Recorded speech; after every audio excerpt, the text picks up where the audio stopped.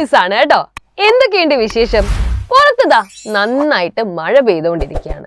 അപ്പൊ ടീച്ചർ ഇന്ന് വന്നിരിക്കുന്നത് മഴയുമായിട്ട് ബന്ധപ്പെട്ട് ഒരു ക്വസ്റ്റ്യൻ ചോദിക്കാൻ വേണ്ടിയിട്ടാണ്. ക്വസ്റ്റ്യൻ ഇതാണ്: എന്തുകൊണ്ടാ മക്കളെ മഴത്തുള്ളി എപ്പോഴും ഇങ്ങനെ സ്ഫെറിക്കൽ ഷേപ്പിൽ കാണുന്നത്?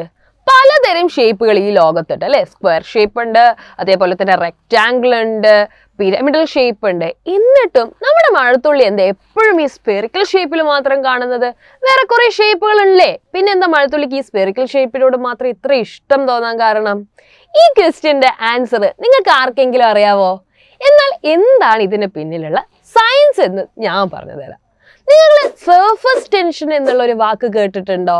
എന്താണ് ഈ സർഫസ് ടെൻഷൻ? ഒരു എക്സാമ്പിളിലൂടെ പറഞ്ഞു തരട്ടെ.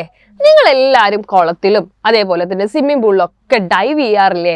നമ്മളിങ്ങനെ ഡൈവ് ചെയ്ത് പോകുന്ന സമയത്ത് അല്ലെ, നമ്മൾ ആ സർഫസിൽ, അതായത് ആ വെള്ളത്തിൽ തട്ടുന്ന സമയത്ത് നമുക്കൊരു സൗണ്ട് കേൾക്കാറുണ്ട് അല്ലെ. അല്ലെങ്കിൽ നിങ്ങൾക്ക് തോന്നും എന്തോ ഒരു വലിയ സാധനത്തിന്റെ അകത്താണ് നിങ്ങൾ പോയി വന്ന് അടിച്ചത് എന്നുള്ളത്. ആ ഒരു ശബ്ദത്തോടു കൂടി നമ്മൾ വീഴുന്ന സമയത്ത് നമുക്ക് അങ്ങനെയൊക്കെ ഒരു ഫീൽ ഉണ്ടാവാറുണ്ട് അല്ലെ. അതിന് പിന്നിലും ഇതേ സർഫസ് ടെൻഷനാണ്. അതായത് വാട്ടർ മോളിക്യൂൾസ് ഒക്കെ എന്ത് ചെയ്യാൻ വേണ്ടി തുടങ്ങും? അതായത് അതിന്റെ സർഫസ് ലെയറിലുള്ള വാട്ടർ മോളിക്യൂള് അവരെല്ലാവരും ഒരു അട്രാക്റ്റീവ് ഫോഴ്സ് ഉപയോഗിച്ച് ഒരു ലെയർ പോലെ കാണുന്നതായിരിക്കും. അപ്പൊ ഇങ്ങനെ ലെയർ പോലെ കാണുന്ന സമയത്ത് ഇവരെന്താ വിചാരിക്കുക അറിയാവോ?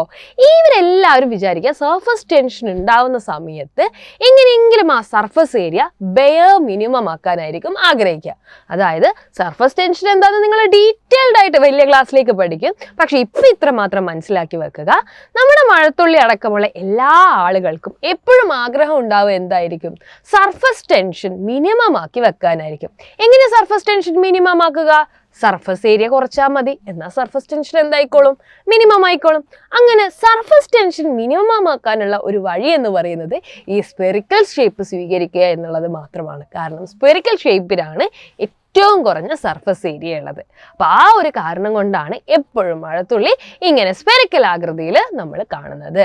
അപ്പൊ എല്ലാവർക്കും മനസ്സിലായോ? അപ്പൊ ഇതുപോലത്തെ മറ്റൊരു വീഡിയോ ആയിട്ട് വീണ്ടും വരാം. ബൈ.